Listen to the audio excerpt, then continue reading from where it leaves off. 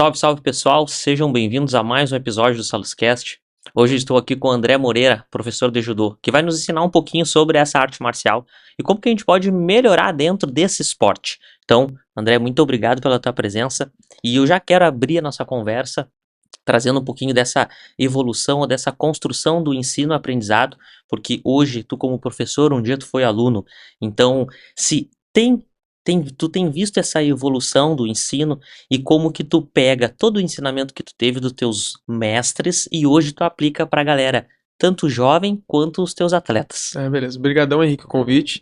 Então, para a gente iniciar, uma pergunta muito importante para mim. O judô surgiu quando eu era criança, né? Então, a partir dos meus 5 anos de idade, iniciei no judô. Minha família vem de pessoas que faziam a prática do judô, não eram professores, não eram instrutores, mas faziam a prática do judô. Meu avô foi da primeira turma de judô da cidade, então meus tios praticaram, parentes próximos praticaram, e aí o judô surgiu num momento que realmente essa seria a minha modalidade, né? Entrei ali e acabei praticando algumas coisinhas, mas ali fiquei. Um grande tanto foi para minha família ter uma base educacional muito próxima e vinda do esporte ou da prática do próprio judô mesmo, e sendo muito próximo do que eu tinha naquela minha turma de judô, na aula que eu iniciei. Uma aula de iniciação esportiva, eram crianças da minha faixa etária, obviamente, um professor que trazia bastante do contexto tradicional do judô, mas muito já vinculado com o contexto esportivo, que é o que acontece hoje, né? Isso, enfim, fazem 20 anos, 20 e pouquinhos anos ali, que eu comecei na modalidade, e esse contexto esportivo hoje é muito maior, né? Então eu hoje trabalho com contexto esportivo, a gente é vinculado, querendo ou não, a trabalhar por ter habilitações, ter certificação de federação, né? Então a gente é vinculado a trabalhar nesse âmbito que se torna o caminho olímpico, né? E aí então tem um contexto esportivo muito grande atrás, né? Então a gente vai para esse lado, mas tenta trabalhar o esporte educacional, sendo um esporte, mas como esporte educacional. Até quando eu iniciei ainda era muito mais próximo de arte marcial mesmo do que de um esporte, né? O que diferencia de maneira grande seria que o esporte ele é realmente vinculado para competências esportivas, né? É vencer, não a todo custo, mas vencer, né? Então esse seria o objetivo principal. E hoje o que a gente tem de mudança muito grande é a questão do conhecimento, da onde que sai esse conhecimento do profissional, né? Que vai estar passando essas aulas e para quem é esse conhecimento, né? Então se o conhecimento vai ser para um aluno que vai ser um campeão, um vencedor lá de competições, ou se ele vai ser um campeão, um vencedor da sua autoestima, do seu bem-estar, se vai ter uma qualidade de vida, se vai querer praticar o judô, que é uma coisa que não é tão praticada hoje por adultos, né? Se é uma pessoa que vai praticar, no Brasil, se é uma pessoa que vai praticar judô ao longo da vida, né? Então esse é o grande objetivo, para onde que vai esse conhecimento e da onde veio esse conhecimento do profissional para passar para a galera. Muito bacana. E quando tu era aluno, né, quando na tua formação e hoje professor, eu vejo que outras modalidades ou até, enfim, dentro do ensino de outras áreas, muita coisa se evolui. E dentro do judô, quando a gente conversa com as pessoas do esporte, lutas, artes marciais, é muito interessante esse culto de todo mundo que já passou, ensinou e é muito perpetuado todos esses ensinamentos. E hoje, quando tu ensina os teus alunos, tu busca essas referências, mas tu vê que vem mudando um pouco essa forma de ensino e aprendizado, ou seja, a forma que tu aprendeu hoje também é a forma que tu ensina, ou isso vai evoluindo aos poucos? A gente brinca muito, eu, os outros professores, enfim, não só daqui da instituição que eu trabalho, mas de outros locais, que em algumas aulas a gente pode abordar o que a gente já aprendeu, né? Não é sempre que a gente pode abordar o que a gente aprendeu, essa transformação do que a gente tem dentro do que tu estuda, na verdade, o judô ele é uma modalidade que foi organizada, na verdade, em 1882, no Japão, num contexto em que o Japão não tinha tanta exportação, não só de produtos internos, mas do que era o Japão para fora do mundo, né? Enfim, mais à frente ali a gente teve, isso 50 anos depois, teve guerra, enfim, algumas coisas bem grandes ali no Japão, e essa exportação do Japão era necessária. Então a modalidade foi construída a partir de uns preceitos de disciplina, de educação mesmo do próprio país, e isso foi exportado através de uma arte marcial. Então o judô ele evoluiu já de dois estilos de arte marcial para ser alguma coisa vinculada para a escola. Então tendo a vinculação esportiva, inclusive que tinham competições escolares, tal, competições de polícia, e assim foi evoluindo o esporte.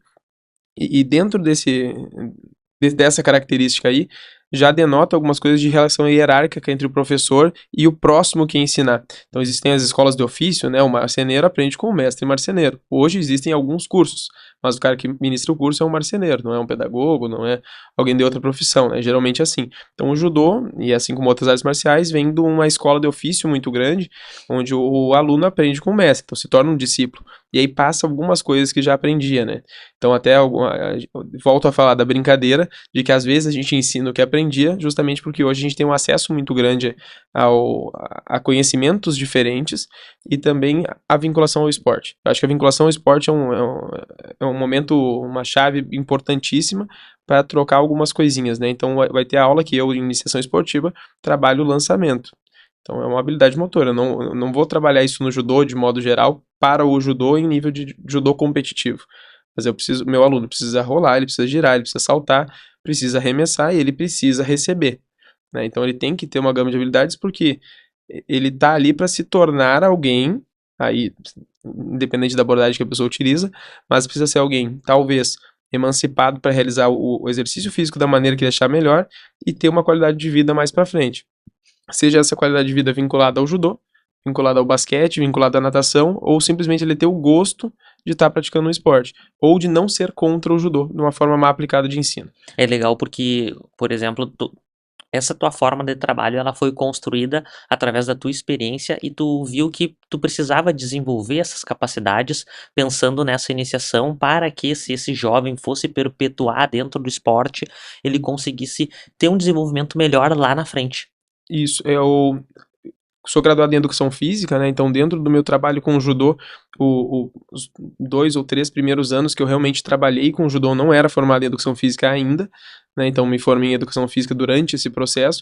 E do que a gente aprende em educação física, enfim, do que a gente deve pregar em educação física e do que deve ser realizado nas escolas, né? É o trabalho com, enfim, uma gama gigantesca de habilidades motoras e o trabalho inicial de capacidades físicas e não era o que eu recebia durante as aulas de judô.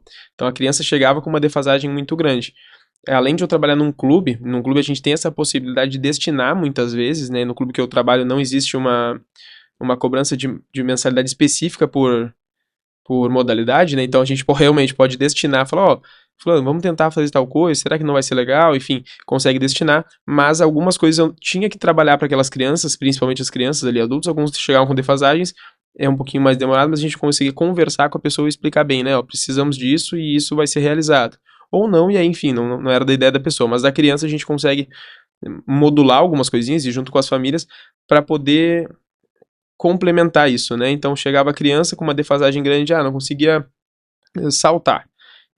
Preciso fazer que salte. No judô, saltar não é sempre bom, né? Saltou, muitas vezes cai direto, enfim, os movimentos de salto são até negligenciados, né? A gente faz muito movimento de arrastado, né? Mas esse trabalho tem que ser feito, né? Então, devido à defasagem que chegava, a gente começou a trabalhar um pouquinho diferente. E isso hoje, em diversos locais do país, é quase praxe, né? Assim, de trabalhar de diversas formas.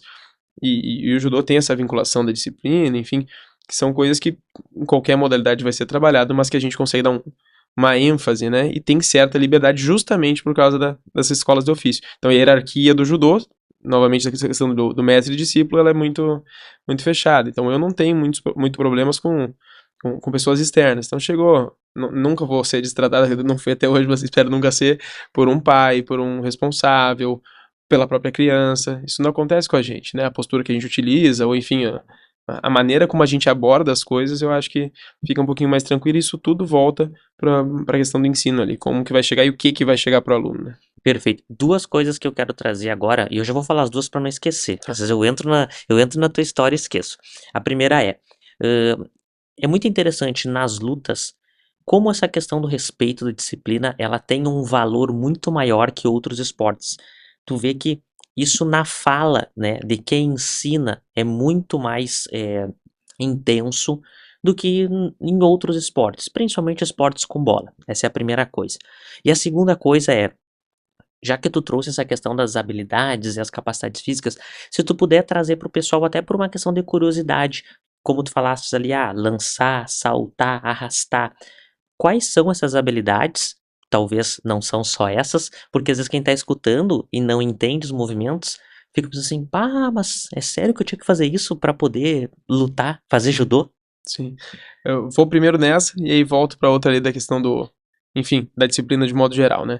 Então, das habilidades, a gente tem pro público agora, né? Então, a gente tem capacidades físicas, de modo geral, a gente vai ter velocidade, vai ter a força, unindo a gente vai ter a potência, vai ter a flexibilidade, uma mobilidade articular, a gente pode juntar isso, dependendo dos autores que a gente traz, pessoas diferentes, a gente caracteriza pouquinhas, algumas que vão ramificando, né? Mas das habilidades, então tem as básicas dentro do que a gente tem para educação física, vamos pensar no que tem de base nacional para as escolas, né, como um curricular ali. Então existem habilidades motoras e algumas habilidades extras, né, ramificadas que a gente consegue trabalhar. No judô, o que, que é necessário para um bom esportista? Não vamos dizer para o super campeão, né, mas para aquele que vai gostar de fazer seu bom judô, vai querer melhorar para si mesmo e assim funcionar. A gente precisa de habilidades de manipulação de manga, manipulação de pegada, né, ou seja, de manga, manipulação de gola. Isso é super importante. O judô ele não tem só a parte de quedas, né? O judô tem a parte de quedas e parte do chão, muito próximo do jiu-jitsu, as técnicas do jiu-jitsu brasileiro, né? As técnicas são basicamente as mesmas, com nomenclaturas diferentes, obviamente, né? Mas a regra ela diferencia um pouquinho. O jiu-jitsu é mais no chão, o judô mais em pé, então a proximidade delas é muita, né? E aí agora entra a parte importante. O judô é uma luta de agarre, é um grappling, né? Então nas lutas de agarre, existem lutas sem kimono, né, sem roupa, então não vai rasgar uma camiseta, não vai rasgar uma roupa. E o judô tem o judogi, é o kimono, né, mas o nome certinho dele é judogi, justamente para que não estrague, né, tem uniforme de treino, uniforme de competição, para que não estrague a roupa que tá ali. É Então, diferente. O judogi de treino e competição é diferente, não? não muito próximo, assim. Geralmente o da competição ele só é mais. Quase. É o bonitinho, né? É o bonito, bom ali pra utilização. No jiu-jitsu ele diferencia muitas vezes pela questão do peso do kimono. O atleta pesa com o kimono no jiu-jitsu.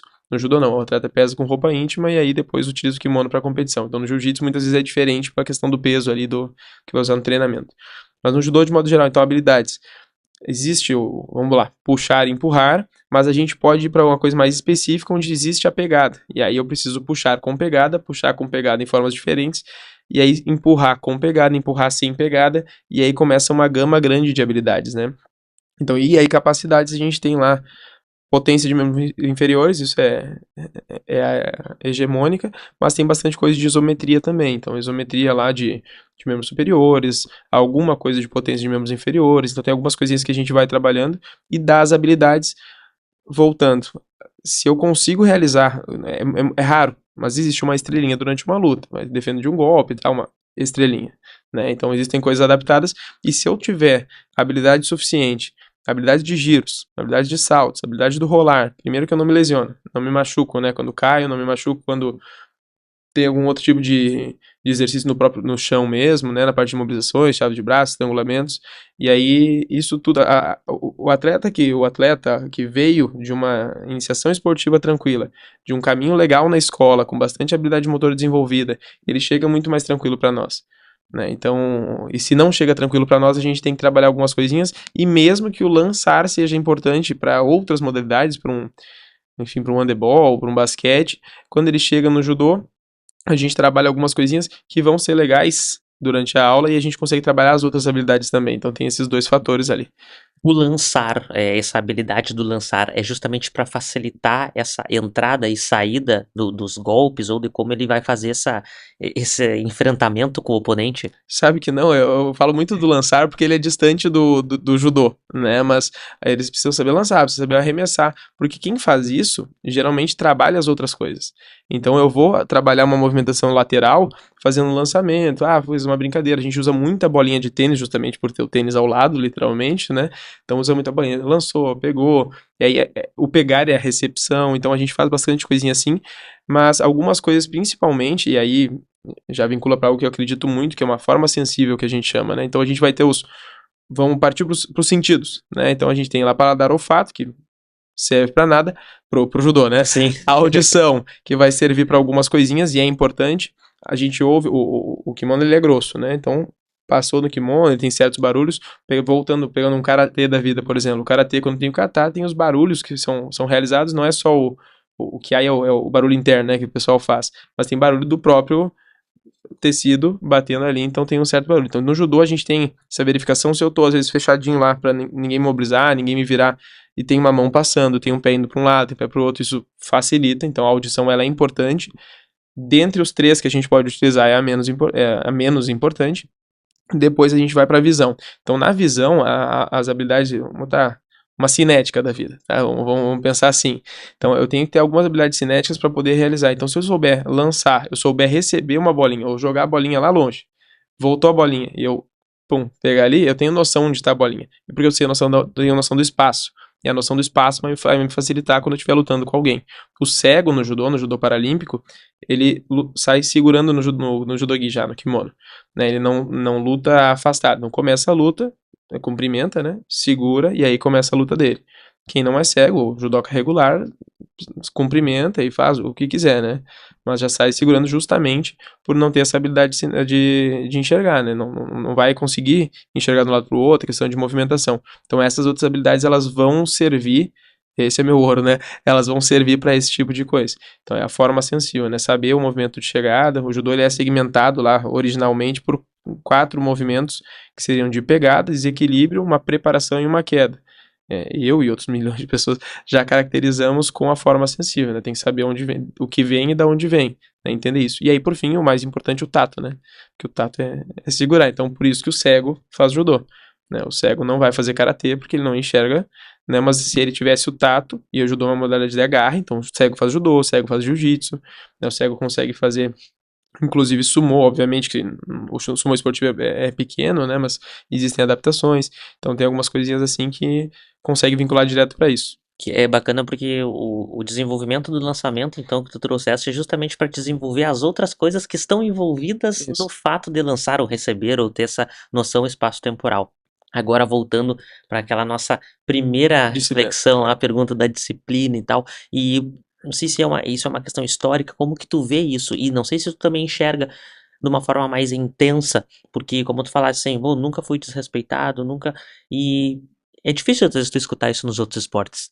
Sabe que ontem eu tava conversando, isso literalmente ontem, a respeito da disciplina que os alunos têm e o modo de enxergar o mundo do aluno que chega na segunda aula. Na primeira aula ele chega, são comentadas as regras para ele, geralmente a gente não faz uma aula direto, o aluno lá, ele tem uma semi-aula particular inicial pequenininha para entender mais ou menos o movimento, para chegar na aula e poder fazer o que o pessoal está fazendo. Não adianta lá chegar o aluno, entrar, começou a aula, faz uma saudação, tal, aquecimento, pum, e aí? Né? Jogou no meio do troço, o pessoal luta. Pra mim é muito natural, mas chegou lá, o pessoal luta, o pessoal tá lá, né? Existe ainda uma vinculação, não com violência, isso já, felizmente, já acabou, mas é a vinculação do cara mal, né? Tem um, pelo menos, lá deve ser mais ou menos mal, né? Então, putz, o que eu tô fazendo aqui? Eu tô entrando lá e aí entro direto. Então, o aluno passa por uma mini aula particular para entender os momentos, as coisas que estão acontecendo, ou pelo menos as palavras. O judô ainda tem vinculações em japonês, né? Então, partindo para a disciplina que a gente estava conversando ontem, é dos alunos que eles entram nas aulas do judô e eles seguem uma regra, um modus operandi, enfim, ele tem um meio ali. Para estar no meio tem que ser alguém educado, tem que ser alguém respeitoso, tem que ser tem que ser disciplinado. Se não é assim, não tá no meio. A pessoa sai dali. Nada acontece, a pessoa sai. O Não é no ambiente meio. O cara que é um padelista, o cara que é um corredor, o cara que é um judoca, outro que é jogador de futebol amador lá da sexta-feira, são pessoas muitas vezes diferentes. Pode ser que tenha pessoas que migrem nos dois, isso é perfeito, nos 3, nos 4, né? Muito bom mesmo e conseguir fazer essa adaptação. Eu tenho certa dificuldade, eu migro entre uma, duas e, né, ali tá o meu meio. E é interessante tu trazer isso porque a pessoa que transita em vários, ela tem que ter uma habilidade comportamental pra lidar com todos esses, porque senão o ambiente gospe ela pra fora, né? Sim. Porque tu tem que saber se portar em cada ambiente. Então tem que estar socialmente, tem que estar ali, né? Ou psicossocial, mas o social tem que estar ali, tem que saber fazer essa vinculação ali. E quem consegue permear, e aí eu não desencorajo ninguém, obviamente falei aqui, mas quem consegue permear nesses ambientes, em mais de um ambiente, perfeito. Esse é o cara que vai ter uma qualidade de vida legal, é a pessoa que vai ter as habilidades, não importa a idade que esteja, né? Vai ter habilidades diferentes, capacidades diferentes, trabalhadas de maneiras, com experiências legais, assim. Então esse é a pessoa. Voltando lá para a disciplina. Então a diferença dos alunos que vivem nesse meio, para alunos que não estão nesse meio, e aí pega por idades diferentes, e vão pegar os adolescentes ali.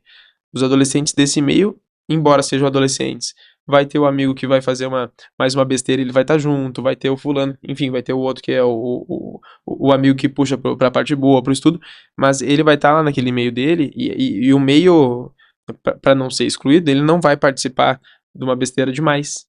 Ele não vai estar se vinculando demais, óbvio que pro estudo é bom, né? Mas não vai estar demais pro estudo de uma coisa ali que vai fugir da parte esportiva dele. Então o meio traz. E estando no meio, não tem um parâmetro, porque muitas vezes o que acontece? Aquele professor, e isso acontece tanto para o bem quanto para o mal, assim, em relação a professores. O professor que muitas vezes, e isso acontecia antes, se destacava por nível de questão de ciência mesmo, ia estudar, enfim, a parte acadêmica, e descobria coisas novas, às vezes ele era excluído do meio, né? Então, porque o judô é uma questão de volta lá às escolas de ofício, né? O judô, lutas, né? De modo geral.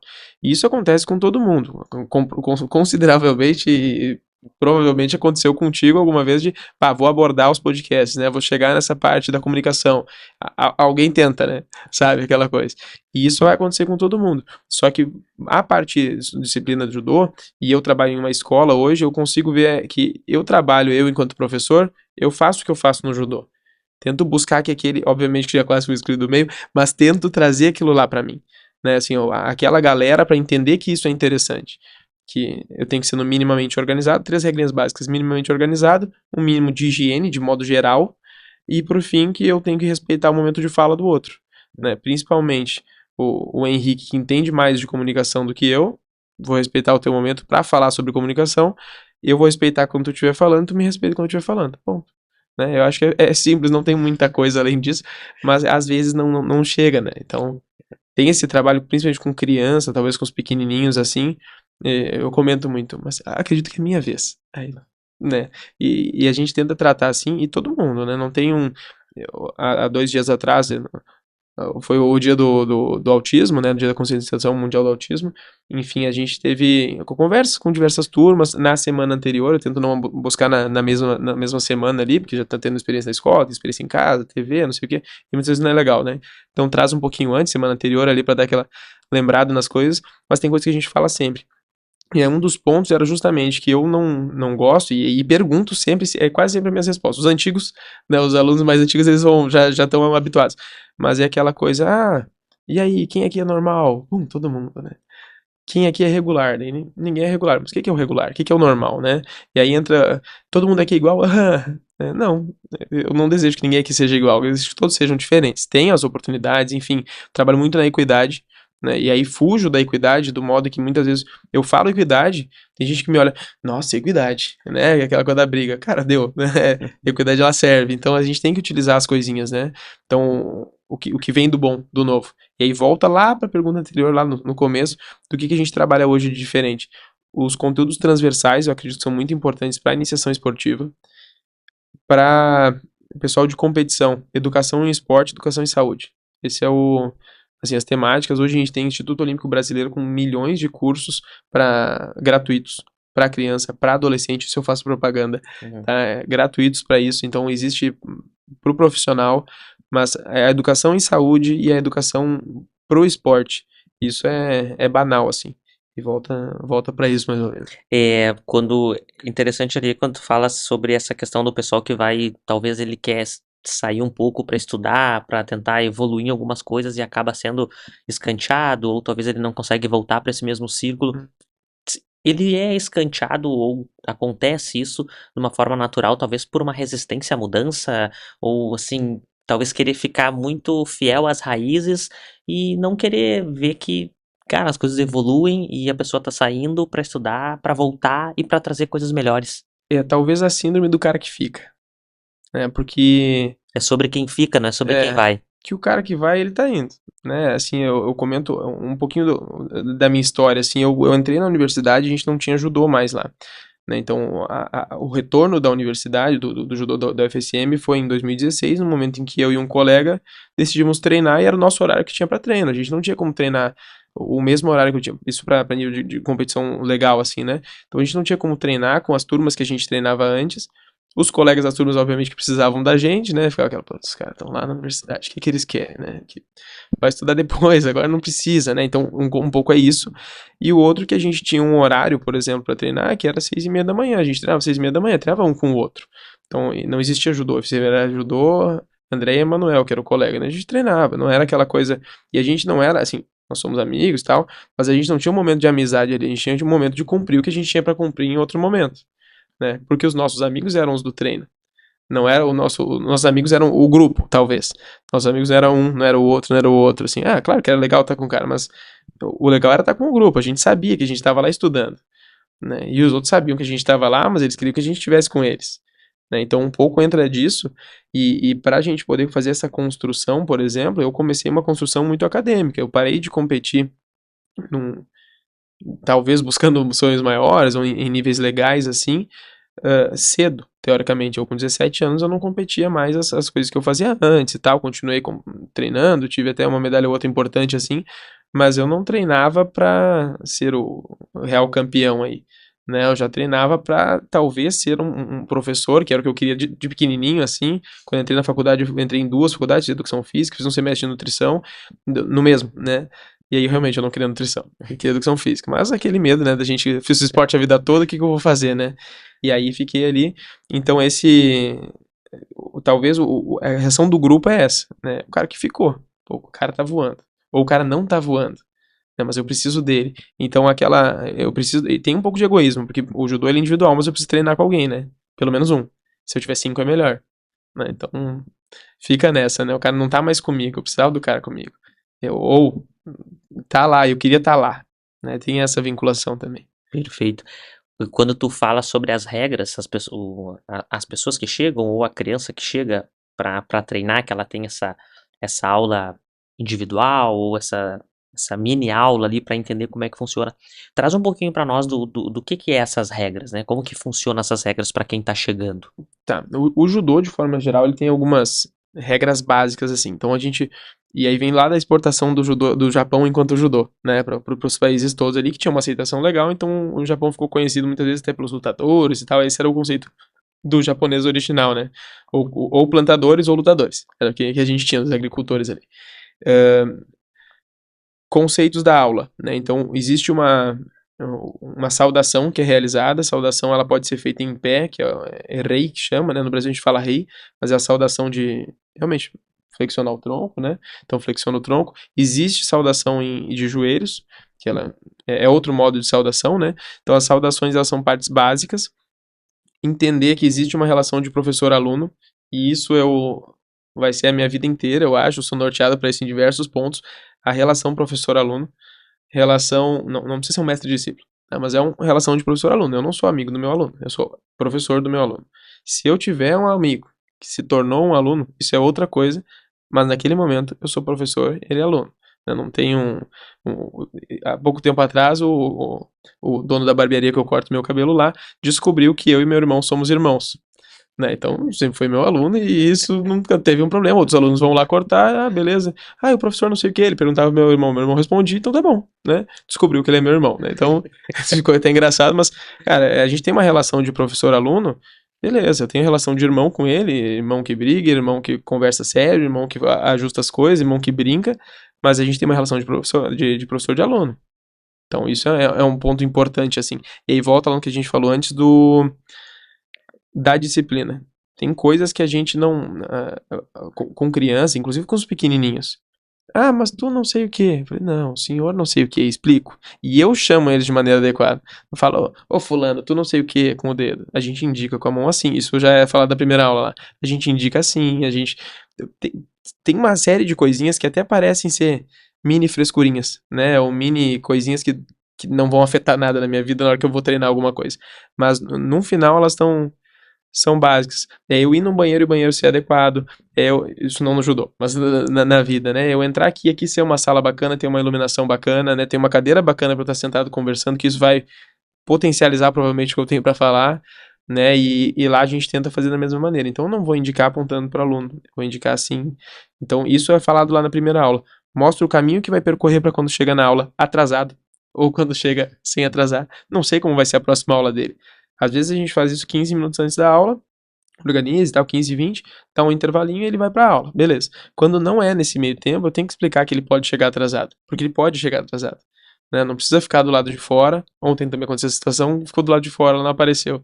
Quando terminou a aula, eu falei, e aí, fulano, beleza? Ah, né, chega atrasado. Eu falei, cara, mas entra, chega lá, dá um oi, entra, né? Então sabe como entra.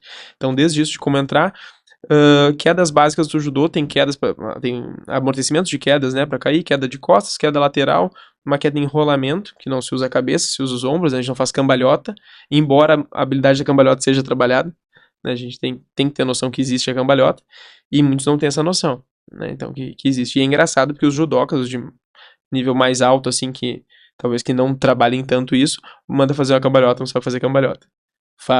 Eu tenho dificuldade. Faz o rolamento do judô de milhões de formas. Salta vertical e aí rola, faz o que quer. Mas a cambalhota não sai. Você sai, né? Bota a mão, devagarinho, vai. E aí volta nisso. Então, as regras da aula são parte básica da básica do respeito. Assim, o que pode, o que não pode. A gente comenta muito do grito. Não precisa gritar. Fala, chama, fala, tá tranquilo, né? Assim, alguns conteúdos do autocontrole são trabalhados nas lutas, né? Até questão de lesão e tal. O judô tem pouquíssima lesão. Judô, jiu-jitsu, não tem muita lesão, diferentes modalidades de contusão, que se chamam assim, inclusive tem soco e chute, né? Então tem as batidas. Tem lesões que são pequenas, mas tem lesões, né? Então são um pouquinho diferentes. E o autocontrole ali é mais observado em questão de machucado, né? Entender o que tá doendo, entender o que não tá. No judô, as quedas, elas têm barulho, né? Então, bate lá a mão no chão, bate alguma coisa, mas não são de doer. Então, até de tranquilizar isso. E regra básica, o que vai acontecer na aula? Ó, a próxima aula, a aula que tu vai participar, vai ter tal coisa, né? Vou estar contigo e tal, vai ter algum outro instrutor junto contigo, alguma coisinha assim. Mas e se tiver dúvida, pergunta, tem momentos para perguntar, mas a gente tenta que fique à vontade, para não tá, a gente não faz a corrida em volta, mas esse é o exemplo mais tranquilo, né? Vai fazer aquela corrida em volta que tem em qualquer esporte, o cara tá correndo em volta e putz, não tem lá no meio e agora. Né? Aí o fulano já olha errado, o outro não tá olhando errado, mas eu já olho ele estranho, e putz, e agora o que vai acontecer? Então tudo entra nesse, o cara tá confortável na aula. Perfeito. Essa caminhada dos jovens ou de quem está começando agora, e às vezes o pessoal sempre almeja lá o nível máximo, o nível master, que eu nem sei se no judô é a faixa preta, e quando as pessoas chegam lá, acham que terminou. Agora tá graduado, tá tudo certo, sabe tudo e é um mestre. E talvez essa faixa preta é só o início quando a pessoa chega lá. Isso, pode ser. A gente tem no Brasil isso, talvez no lado ocidental do nosso planeta, a ideia do mestre, né, do faixa preta é o cara, né, então vai ter o faixa preta do filme, muito isso teve nos anos 80, 90 ali, o cara era faixa preta, batia em todo mundo, tinha aquela relação, e as lutas tiveram uma esportivização no Brasil e no lado ocidental muito próximo dessa época. Claro que as federações de lutas do Brasil denota lá de 1960, por exemplo. Mas o real para a população geral, porque quem está treinando sabe como funciona. Né? Mas quem não treina, que é a população geral, foi norteada muito pela questão dos filmes, né? Então os filmes chegavam no Brasil, não acessava a internet facilmente, né? Então os filmes chegavam e a gente assistiu, o cara batendo em todo mundo, enfim, vários, né? Desses aí. E aí o mestre, ele tem o faixa preta tem a posição do mestre no lado ocidental. No Oriente, ou principalmente, vamos botar o Japão de novo, o Japão tem inclusive a idade mínima para se tornar um faixa preta de judô, ela é mais baixa do que no Brasil. O Brasil é 16 anos, eu passei com 16, hoje eu acho que não é necessário passar com 16, devido a isso, literalmente, existe uma endeusação do faixa preta, né? O faixa preta é o deus, é o lutador, não existe tanta provocação assim, tanta provação, mas é um faixa preta. Né? Então, e para os outros faixas pretas, ele continua sendo um faixa preta. Então, ele tem que ter o mínimo. Né? O mínimo vai precisar ter uma habilidade de conversar com alguém, vai precisar se relacionar de maneira decente, da mesma maneira que ele precisa saber lutar. Né? Esse é o básico. O faixa preta tem que saber lutar. A gente não pode deixar doce isso também, né? Mas tem que saber. Né? É o básico dele, é um faixa preta. Então, no Oriente, eu vou pegar de novo o Japão, a idade mínima é 14 anos para se tornar um faixa preta de judô. Só que lá, o faixa preta é aquele cara que sabe o básico. Eu sei tudo, vamos pegar na gamificação. Eu completo todos os atributos que são necessários. Eu sou um faixa preta.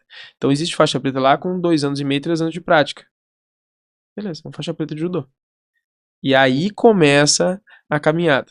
Já no Brasil, se a gente pegar nesse conceito, a gente tem o faixa preta como um cara que sabe tudo. Ele tem que saber tudo. Eu chego no faixa preta, o cara não sabe alguma coisa, vai, o cara não é faixa preta, né? E qualquer modalidade que seja no mundo, eu vou chegar e vou falar isso, né? Mas já no Japão, por exemplo, não. Ou no Oriente não é assim, né? Então o faixa preta é aquele cara que tem talvez a habilidades e as capacidades básicas, o direito, talvez, dentro da ideia deles, de aprender o caminho. Porque judô é caminho suave, né? O caminho da suavidade. O caminho é do.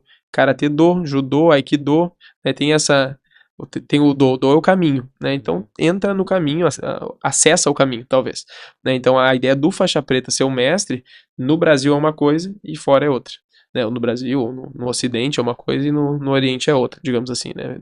E quando tu chega na faixa preta ali, ainda tem mais evoluções? Tipo, faixa preta, depois tem outras faixas ou níveis? Como é que funciona? Temos sim. Eu vou voltar ali, porque eu Tá. lembrei de uma coisa que é importante.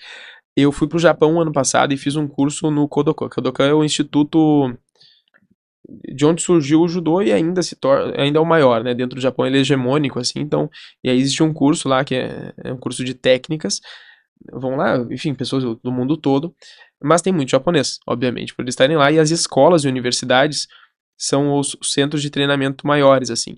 As universidades são muito grandes, e aí os atletas profissionais, eles não são das universidades, diferente do que acontece muitas vezes nos Estados Unidos e em alguns outros países, os atletas, eles são das fábricas e empresas. Eles vão nas universidades treinar, porque o verdadeiro bom treino é lá, não tem clubes, né, mas eles são da empresa. Ah, então vai ter a indústria tal, tem um atleta lá campeão olímpico. Então, e assim funciona, tem competições entre as indústrias e empresas, tem competições entre as polícias, né, tem atletas que são das polícias também, recebem para isso, como tem atletas no Exército Brasileiro, na Marinha, na Aeronáutica, né, então tem esse tipo nas próprias prefeituras lá, tem suas polícias, né, não é Guarda Municipal, é a polícia, e aí vão competindo. E eles vão para esse curso. Cheguei no tal do curso, né? Fui em alguns outros dojos, né? Então, uns outros locais de treinamento. E nas primeiras 2 semanas e meia, eu fiquei 4 lá. Eu não tinha caído para ninguém. Falei, ou sou o deus do judô ou eu treino errado, né? Eu treinava errado. Então, aquela ideia do mestre, do faixa preta e tal. Cara, todo mundo lá é faixa preta, dentro do curso que eu tava, quase todos, né? E a vinculação que a gente tinha, o aprendizado que eles tinham pro judô, o que eles tentavam trazer daquele momento era diferente do que eu tinha. Né? Então eu ia lá, pra pelo menos me garantir, porque eu sou um faixa preta. Não, eles não. Estavam lá aprendendo, compartilhando aquele momento e tal, estando junto com o cara, e era isso. Né? Eu até estranhava muitas vezes. Pô, o cara me segurou, fez tal força e eu falei, tô 2 semanas aqui no berço do troço. Né? Eu sou o deus novo do judô. E eu não era aqui quando eu saí, né? Na viagem. Cheguei lá, não, falei, tá, alguma coisa tem, né? Mas quando tu fala assim, tu ficou 2 semanas lá e não caiu e tava treinando errado, assim, como é que tu tem êxito e ao mesmo tempo chegou na conclusão que tava treinando errado? Ah, porque o resto não fazia, né? E aí volta nisso. Ou eu era o cara, e se eu sair do Brasil não sendo o cara, eu não ia estar lá sendo o cara, né? Mas o que Então, que é esse resto que tu não fazia? Que não, tu é que detectou lá? o que a gente tem no judô, assim, no judô ou qualquer modalidade, pra aproveitar um treinamento qualquer, eu vou ter que pensar básico, né? Parte técnica do que eu tô realizando, ou posso falar até de um podcast que eu vi aqui há 1000 anos atrás, que era putz, com o Guego, né? Que foi com ele lá que a questão que era vamos lá, volume de treino, e aí falou, até faz pouco tempo que eu vi isso, chegou pra mim e eu assisti de novo ali, que era, mas foi eu acho que foi do vídeo até completo, enfim, chegou lá, a questão se eu tô fazendo a técnica do exercício, aumentei a carga, né? Provavelmente eu vou ter alguma alteração ali que vai acontecer para mim. A mesma coisa de aproveitamento do exercício, né? Ou vou ter lá uma carga, o número de séries e o volume. Então eu vou ter algumas alterações para isso que vão cair para mim. Então eu chegava lá pro treino, eu posso estar exercendo uma performance legal na questão de derrubar alguém, de mobilizar alguém, de finalizar, enfim, isso show. Mas eu tava fazendo muita força, por exemplo. Às vezes não é necessário fazer força, tu pode usar a tua técnica para alguma coisa, né? Ou vou fazer uma modalidade mais comum aí, vou chutar um pênalti. Posso fazer um pênalti colocado, e aí bater com certa força e tal qualidade técnica, ou dar um bicão na bola, que provavelmente sem técnica, mas com força vai funcionar. Os dois funcionam. E aí acredito, né, dentro do que eu consegui revelar, que eu tava fazendo isso. Né? Então teve um dia, tive uma otite lá e tal, eu tava meio mais ou menos, e aí eu comecei a perceber, pô, acabou, né? Eu só tenho a técnica, então aí começa a andar a coisa, né? Então, ou as dificuldades mesmo, eu fazia muita força pra treinar. E é uma característica do Rio Grande do Sul, e principalmente do interior do Rio Grande do Sul, treinar com força, né, no judô. Então, o São Paulo, por exemplo, é um treino muito mais técnico, né. A Sojipa, que é um grande clube de judô, os atletas são muito intensos. Então, existem características regionais dentro do Brasil, fora do Brasil, enfim. E no Japão é aquela qualidade técnica exacerbada, né. As habilidades deles são muito grandes dentro das habilidades pro judô e as habilidades externas, isso vinculado com escola, né. Então, para fazer as questões, inclusive motricidade fina, então para fazer as técnicas, menos força. E eu já luto mais na força. Então tinha isso também, né? Então volta pro mesmo meio, né? E ali na faixa daí, quando Ah, o praticante chegou aí na preta, e como é que ele vai fazendo pra evoluir? Na faixa preta, existem 10 graus, né, de modo geral. Se tornou faixa preta de judô, tu é o faixa preta de primeiro grau. É Dan que chama, né? Então é Shodan, é primeiro Dan. Segundo Dan e Dan, terceiro Dan Sandan, e assim vai até o 10º grau, né? Da faixa de primeiro grau até o 5º grau, nessas duas graduações de primeiro a quinto, usa a faixa preta. Ponto. Da faixa do 6º ao 8º grau, pode usar a faixa preta, normal, e o faixa preta ele continua um faixa preta. Ele nunca vai usar uma faixa marrom, uma roxa, enfim, uma branca, não vai mais usar, ele continua um faixa preta. Só que do 6º ao 8º grau, utiliza uma faixa que ela é vermelha e branca, se chama coral. É um pedaço vermelho, pedaço branco, pedaço vermelho, pedaço branco, e assim vai. Que são as cores lá do Japão, né? E são cores que são tanto da bandeira, que é símbolo nacional, né? Mas são cores que são utilizadas bastante porque lá é a terra do sol nascente, enfim, tem uma cultura disso. E do branco não como paz, mas algo como uma tábula rasa, sabe? Aquela coisa mais aberta. Então aprendo dali. E aí o 9º e o 10º Dan são relacionados à faixa vermelha. Faixa vermelha continua sendo uma faixa preta, então ele utiliza a faixa preta. Ele não vai utilizar a faixa coral, que é a vermelha e branca. Então, continua uma faixa preta. Né? Por exemplo, vai ter uma competição lá, o cara é 9º Dan, tem, sei lá, 80 e poucos anos, e vai numa competição de veteranos lá, ele vai com a faixa preta. A faixa vermelha e a faixa vermelha e branca são faixas para eventos, assim, faixas especiais. Elas têm nomenclaturas específicas para isso, né, mas o nome é o diacrítico, é o que faz diferente, né, seria isso. Mas ela é uma faixa para evento, para dar aula, tu dá aula com aquela faixa, né, mas para tá praticando geralmente com a faixa preta mesmo, ou competindo com a faixa preta. Não tem essa... E o tempo? O tempo é por tempo ou é por habilidade? Tempo, e existe um exame de graduação. Vou puxar para o jiu-jitsu, que é mais próximo, né? Então, o jiu-jitsu se torna faixa preta, é a faixa preta lisa que se chama, né? Tem uma ponteira, essa ponteira ela é vermelha, para quem, enfim, uma faixa preta normal. Faixas pretas competidores, alguns usam uma ponteira branca, e essa ponteira branca ela existe porque alguns lutadores começaram, isso do jiu-jitsu, né? Começaram a ir para os campeonatos, acho que usando a de judô, né? E para diferenciar, um cara primeiro pegou um esparadrapo e aí virou a tal da ponteira branca para os competidores. Então existe isso, né? Mas no jiu-jitsu tem a faixa preta lisa, ou seja, sem grau nenhum. Então tem uma faixa preta, depois faixa preta primeiro, segundo, terceiro, quarto, quinto grau e assim sucede. Só que é por tempo. Então 3 anos de faixa preta de primeiro grau. 3 anos de faixa preta de primeiro grau, segundo grau. Isso no jiu-jitsu brasileiro. No judô existe a graduação com provas, enfim, alguns critérios que tem que ser contemplados, né?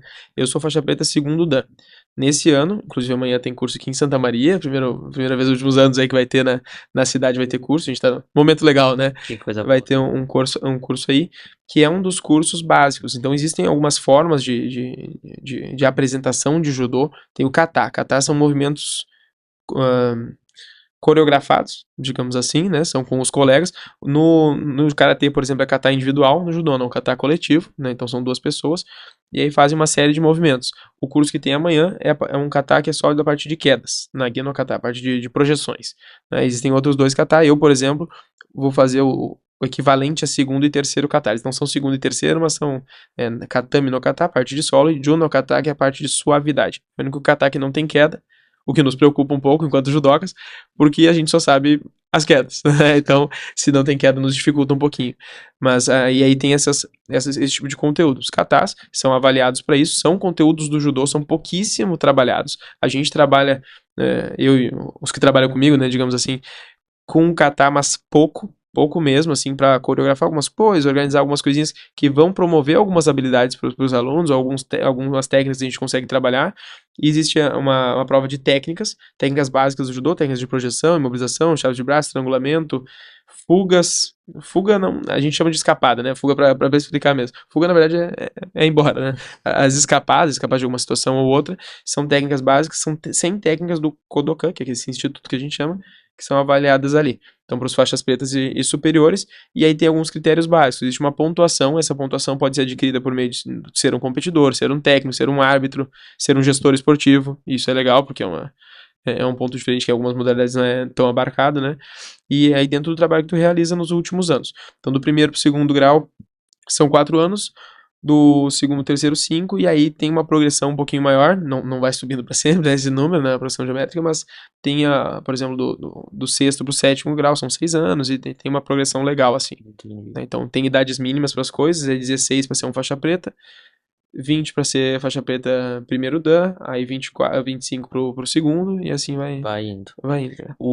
Quando a gente fala sobre o treinamento ali entre assim, treinar para vencer e treinar para evoluir, para quem quer treinar para melhorar os seus movimentos, enfim, buscar essa técnica, refinar a técnica para deixá-la mais suave, e aquela pessoa que quer treinar para vencer, que vai treinar para competir, existe assim uma linha de trabalho diferente ou elas são meio concomitantes? Elas podem ser concomitantes, mas geralmente não são. A gente trabalha, e aí não só o meu grupo, mas a gente é meio hegemônico, de maneiras diferentes. Uma equipe de competição, geralmente é uma pré-equipe de competição, equipe de competição e adultos. Me separar disso. A pré-equipe de competição contemplando pessoas aí de até a gente tem sub-18, né? Sub-15, sub-18. Equipe de competição realmente o cara que é adulto, e aí que vai pro nível de competitivo mesmo, e o adulto que é o adulto iniciante. Ou o adulto faixa preta, ou o nível que for, que quer fazer aquele tipo de treinamento, né? Se aprimorar para si.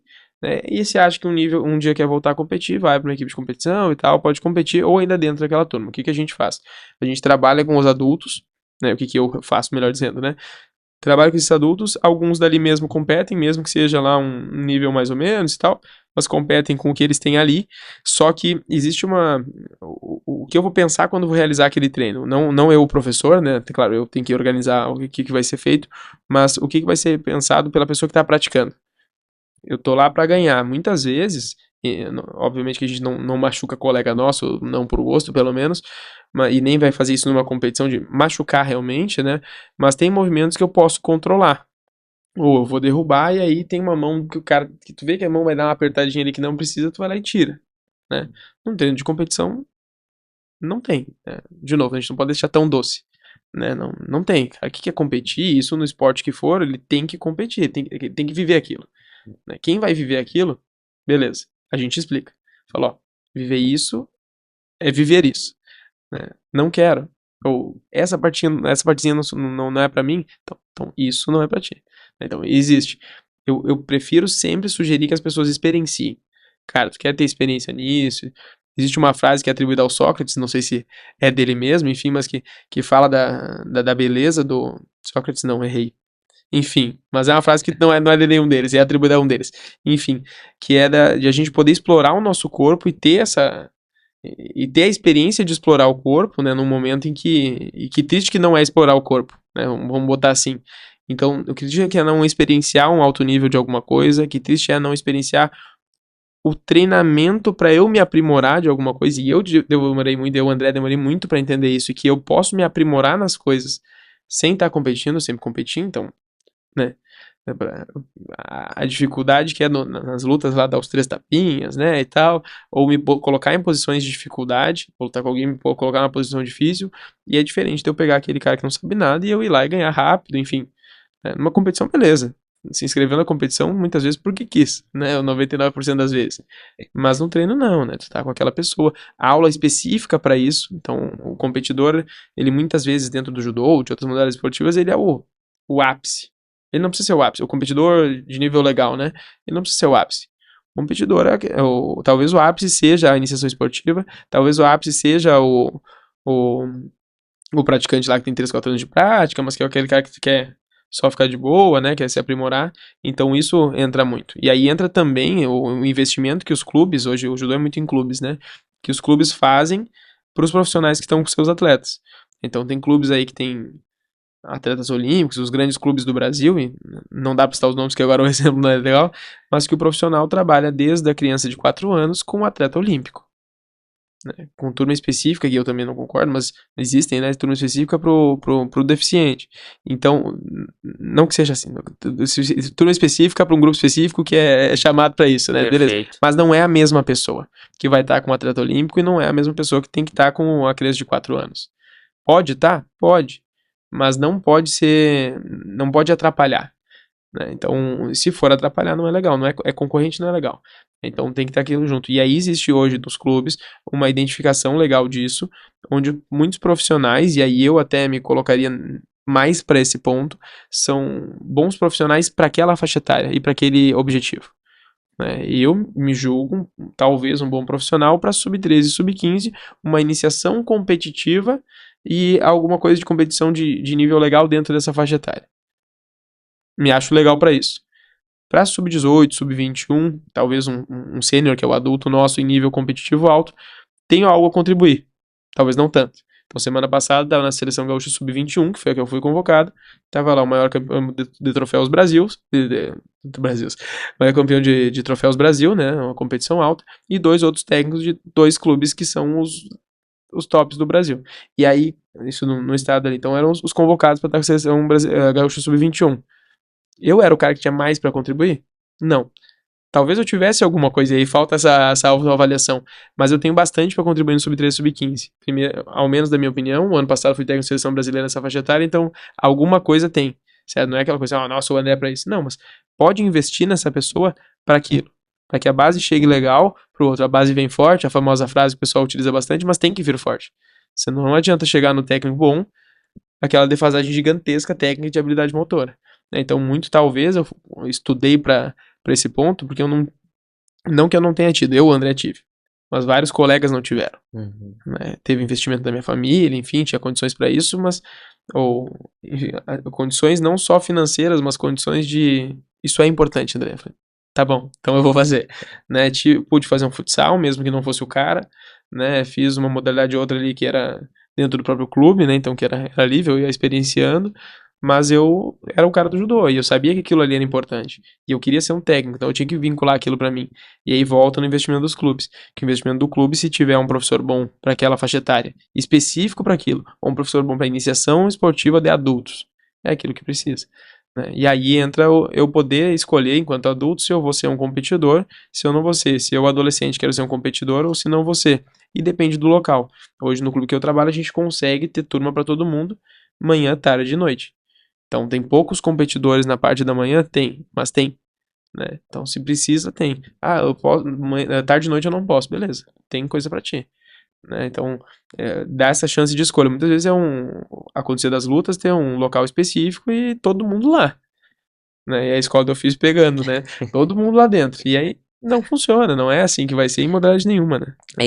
Quando tu fala ali que o competidor ele precisa entender que a competição ela é como se fosse um bolo que vem cheio de fatias e tu tem que ser capaz de consumir todas essas partes, todas essas fatias.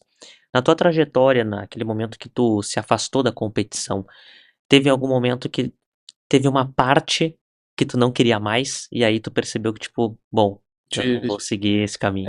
É que talvez a questão de entrega. Assim, o judô tem as categorias de peso, e isso é algo que hoje, vamos dizer assim, há 2 ciclos olímpicos está mais tranquilo, né, assim, tá mais legal. Vou para essa parte e eu retorno ali. As categorias de peso, elas têm um limite de repesagem que chama. Então, por exemplo, um atleta da categoria 100 quilos, para fazer um exemplo fácil, né? Um atleta da categoria menos 100 quilos, ele tem que pesar até 100 quilos. Não é 99,900 nem um pouquinho mais. 100 quilos é o limite. Pesou menos, ok. E a categoria anterior é 90 quilos. Então, de 90 a 100, se o cara pesou 90 e 100 gramas, ok. Se ele pesou 100 quilos, ok. Se o atleta for lutar lá, Jogos Olímpicos, e ele pesar 89 quilos e ele é do menos 100, ele não luta. Ele tem que estar naquela faixa de 90 e 100 gramas até 100 quilos. Ponto. Se ele tiver um pouquinho acima, obviamente que não, né? Também é pior ainda, mas não pode. Né? Não tem justificativa, né? Não pode. Só que existe uma repesagem. Então, a pesagem do judô ela é feita num dia e no dia seguinte a luta. Acontecia como tem no MMA ainda, do cara que perdia 10, 15 quilos. E isso por quilo não importa. Importa a porcentagem de perda de peso. Então tinha atleta que perdia lá 16%, 20%, isso é exorbitante. Então as mudanças corporais num homem são gigantescas e na mulher piores ainda. É ridículo. Né? Então, hoje o que acontece? Nas viagens da Confederação Brasileira de Judô, não sai do país atleta menor de idade que estiver acima do peso. Não sai. Chegou lá, desculpa, vou pra Alemanha. Tá bom. Tu não vai. Com essa delegação tu não vai.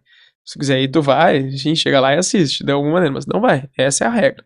Tem a balança, vai lá, pesa, não deu, não deu.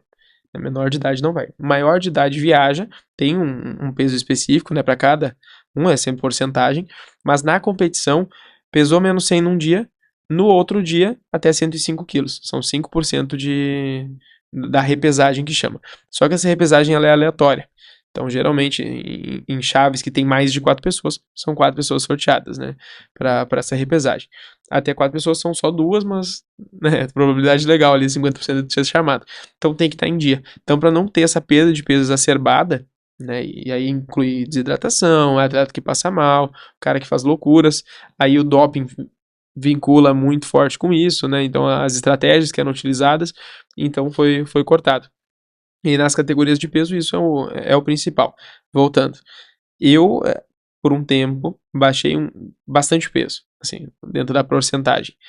Não que isso fosse a pior das coisas do mundo, até porque em competições alvo eu baixava esse peso, competições que não eram alvo, uma ou outra, claro, tinha que estar mais próximo ali, mas eu seguia legal, tinha nutricionista, enfim, e eu vivia legal.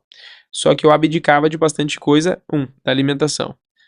A segunda abdicação, aniversário de 15 anos, eu fui em 2 até os meus 20 anos, né? 3, esse é o exemplo simples para mostrar saídas, né?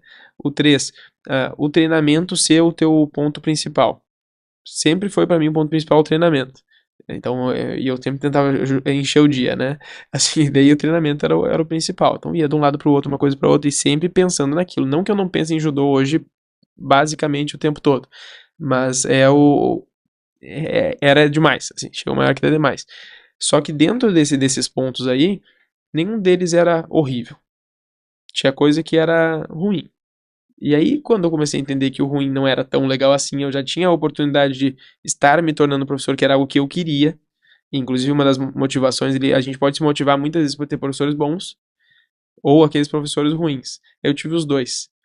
E eu me motivava pelos dois, sabe? Era muito legal tentar seguir o que um cara fazia dentro de um ponto. E eu não tive eu tive quase o professor bom completo. Quase. E aí, se estiver ouvindo, vocês vão saber quais são. Quase o completo, né? Mas tinha aquela coisinha que não era completa. Talvez hoje eu entenda o que não era completo de antes e que talvez nem fizesse tanta diferença. Mas foi isso que me fez dar uma andada maior. E aí eu tive essa oportunidade tanto de saída da competição e entrada no meio acadêmico, e aí as coisas andaram.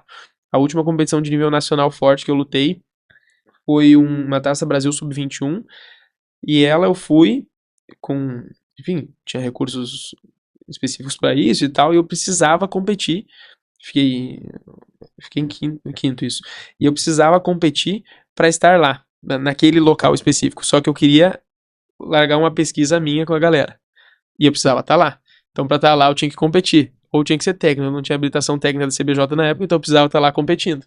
E essa foi a minha última ali, que foi uma cartada que eu utilizei para estar lá com os caras. E isso volta pro meio.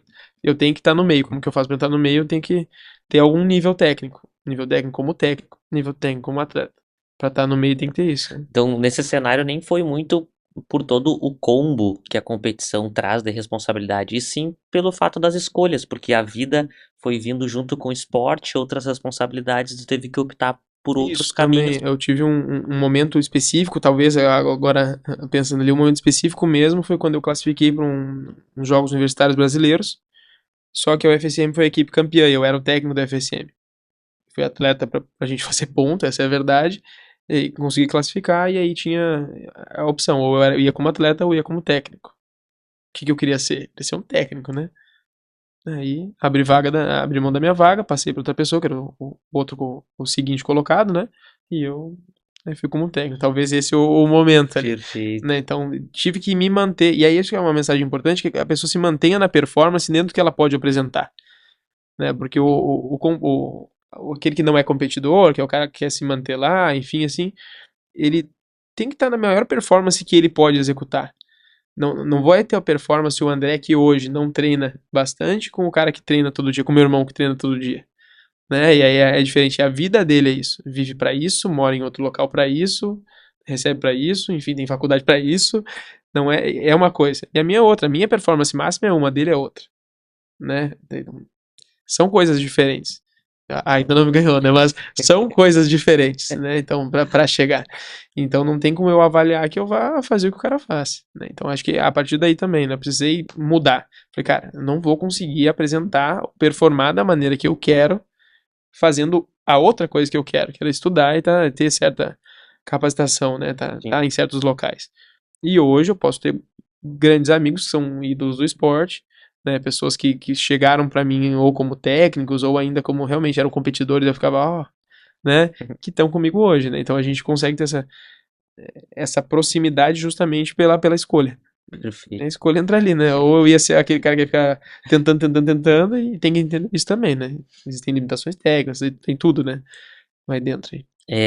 Olha, André, te confesso que eu, cara, me surpreendi aí com a quantidade de informações bacanas que tu trouxe, trazendo a luta de uma forma muito mais assim, complexo não é a palavra, mas uma coisa reflexiva, trazendo muitos conceitos e como que esse ensino-aprendizagem ele é muito mais profundo do que somente a técnica do golpe. A técnica do golpe ela é uma consequência de tudo aquilo que tu construiu desde o momento que a criança ou jovem ela chegou no espaço de treino, tu ensinou as regras para ela, tu desenvolveu as capacidades físicas, as habilidades e a partir daí aquele golpe final, aquele ataque final, ele é uma consequência de uma construção desde o momento que a criança chega. Muito legal, quero já te dar os parabéns. E fala pro pessoal onde é que eles podem te encontrar para treinar, para trocar uma ideia, para tirar uma dúvida. Ah, beleza. Pra me encontrar, geralmente eu tô no Avenida Tênis Clube, né? Eu trabalho ali na instituição tem um tempo com o judô, né? A gente tem lá outras modalidades de lutas também, tem jiu-jitsu, tem taekwondo, boxe, capoeira. Então, além das outras modalidades, obviamente, do clube ali, mas para me encontrar talvez mais fácil nas redes sociais, né? O meu Instagram, meu LinkedIn lá é @prof.andré_moreira. Encontrou lá, a gente conversa aí, mais informações, acho que é mais ou menos nesse local aí para me encontrar. Mais fácil. Perfeito. Eu não sei se tem alguma coisa a mais que tu queira trazer, talvez eu não perguntei ou a gente não entrou em determinado assunto, mas que tu gostaria de aproveitar para já deixar como uma mensagem final pro pessoal, pode ficar bem à vontade. Pode ser. Talvez para voltar na questão da disciplina e do contato, da relação do professor e aluno, algo que eu comentei que não acontece comigo, aquela coisa de brigar, de falar, pode vir a acontecer. Quando está começando a acontecer, geralmente tem uma contenção, ou a gente tem uma postura bacana, ou o que a gente carrega de experiências anteriores, muitas vezes norteia de, vou lá falar com o professor. O professor nunca me fez nada, né? Então, não vai lá para brigar comigo, né? Vai lá para conversar, enfim, esse tipo de coisa acontece. E algo que me incomoda muito, né, em ambientes externos, e que quando acontece a gente conversa, explica e funciona na mesma hora, já acaba, que é não a falta de respeito do pessoal externo, do interno, mas o que para nós talvez seja falta de respeito, para outros é um respeito muito grande. Então falar assim, professor, tu não sei o que, mas feliz.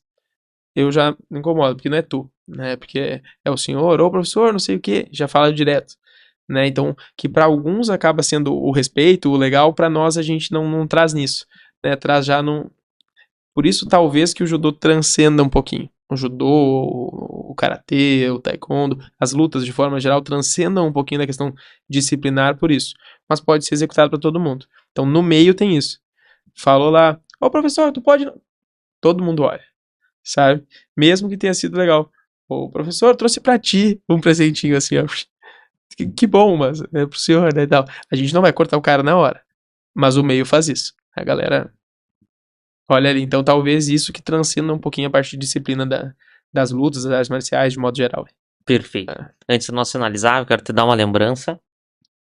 Uma lembrança da nossa patrocinadora, a Padoca, que sempre presenteia nossos convidados aí para agradecer toda a tua experiência, o conhecimento e também trazer isso pro pessoal, que entenda que o judô é muito mais, né, que a luta e ela transcende. Então eu te agradeço muito a presença e que tu possa continuar trilhando aí esse caminho do ensino, da educação através do esporte. Obrigadão, que agradeço aí. Pessoal, para vocês que ficaram até o final, não esqueçam de deixar o like de vocês, se inscrever no canal e compartilhar esse conteúdo com mais pessoas, porque é dessa forma que a gente mostra para a plataforma que esse conteúdo que a gente traz aqui é relevante. Além disso, durante todo o episódio, em algum lugar dessa tela tem um QR Code e nesse QR Code estão os nossos patrocinadores. Então a gente agradece muito o apoio de todos os nossos patrocinadores. Então, antes de fechar o vídeo, deixa teu like, se inscreve no canal e compartilha esse conteúdo com mais pessoas, porque eu aguardo vocês no próximo episódio. Um grande abraço.